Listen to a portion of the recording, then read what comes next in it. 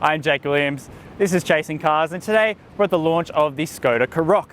It's the latest in Skoda's growing manufacturer lineup, and it competes against cars like the Mazda CX-5, the Hyundai Tucson, the Kia Sportage, and even Volkswagen's own Tiguan medium SUV, of which this car shares quite a lot under the skin with. It's priced from $29,990 plus on-road costs, and for now you can just get one engine, a 1.5 litre turbo petrol and front-wheel drive. Next year you'll get a 2 litre turbo petrol or a 2 litre turbo diesel in all-wheel drive form. That'll cost somewhere around $40,000. Back in 2011, Skoda sold a car here called the Yeti, and that was their first attempt at an SUV. So I want to see how far Skoda's moved on the game in terms of practicality, which the Yeti was amazing at, in terms of driving dynamics and overall value for money. So without further ado, let's step into the Karoq and see what life is like inside Skoda's newest SUV.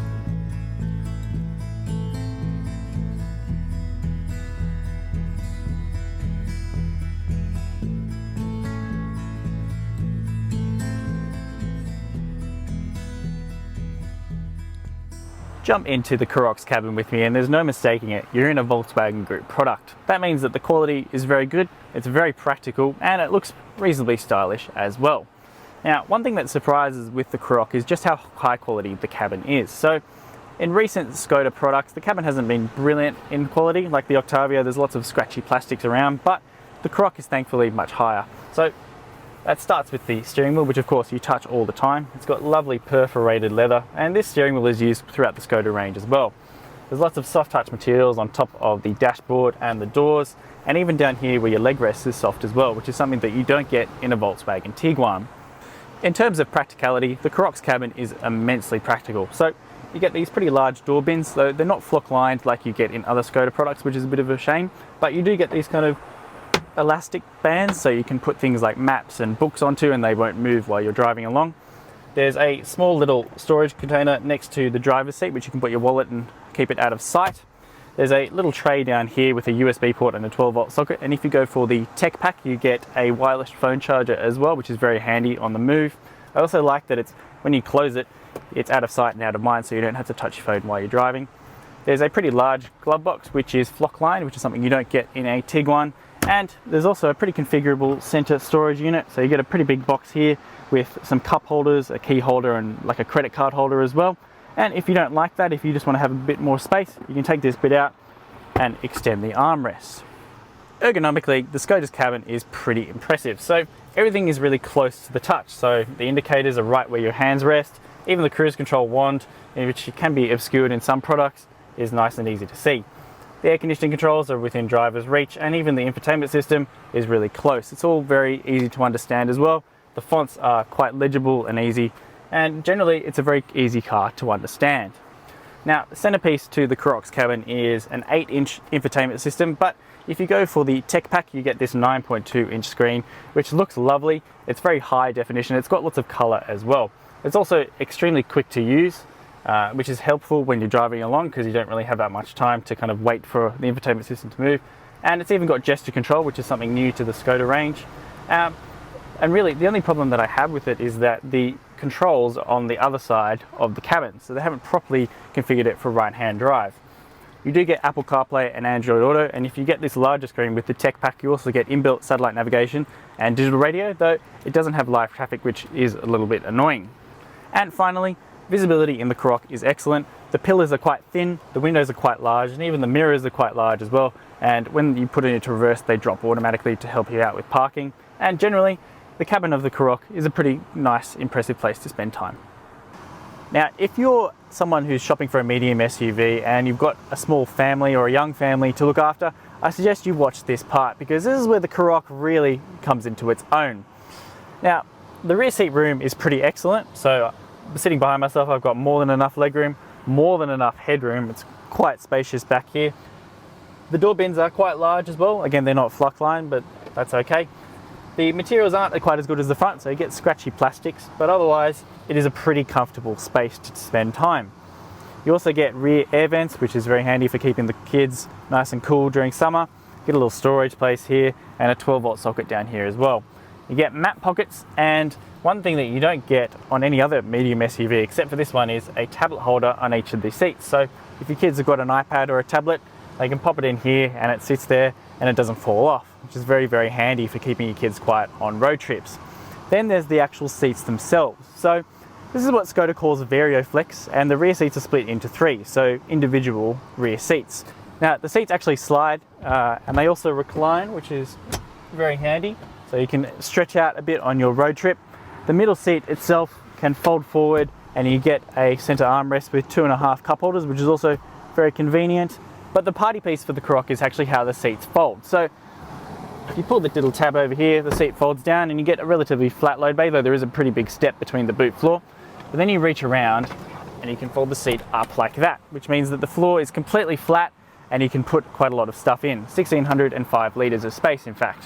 But then you can pull these 2 tabs and actually remove the seat completely, which gives you a completely flat load bay and more than 1,800 litres of space to store all your stuff. Go for a Karoq with the optional tech package and you get a kick to open tailgate, which is very handy when it works like that. Once the boot is open, the tailgate opens relatively quickly.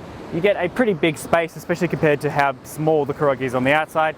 You get 479 litres of boot space with the seats up. If you slide them forward, like I showed you to in the back seat, you get almost 600 litres of boot space, which is almost like a Tiguan, except quite a lot shorter on the outside. Now, Skoda's Simply Clever mantra comes into the boot as well. There's lots of little tricks and little clues that you can to make this a little bit better. So there's 2 rails on each side of the boot. They've got some tethering hooks on each side, some shocking bag hooks that you can move up and down, which is very helpful. There's a net, which is got 4 tie down points. There's 2 different storage trays, a 12-volt socket, and even a torch that comes out and sticks magnetically onto the side of the car. It's all very thoughtful, it's very practical, and as Skoda says, it's simply clever. So, what do you get in terms of driving with the Skoda Karoq? Well, as I said at the beginning of the video, there's a 1.5 litre turbocharged petrol engine, which makes 110 kilowatts of power and 250 newton meters of torque. Now, this engine is available in the Golf and the Tiguan, available overseas, but not yet in Australia. This is actually the first application of this engine in Australia at the moment. Now, it does come with cylinder deactivation, which means that its fuel efficiency of 5.8 litres per 100 Ks is pretty good. We've been getting just above 6 litres per 100 Ks on the launch program, which is very comparable to something like a diesel CX-5, which is impressive considering that it's powered by petrol. And at something on its price point like a Hyundai Tucson Active with its 2 litre petrol engine, it's definitely less than half the fuel use of that, so it is very impressive.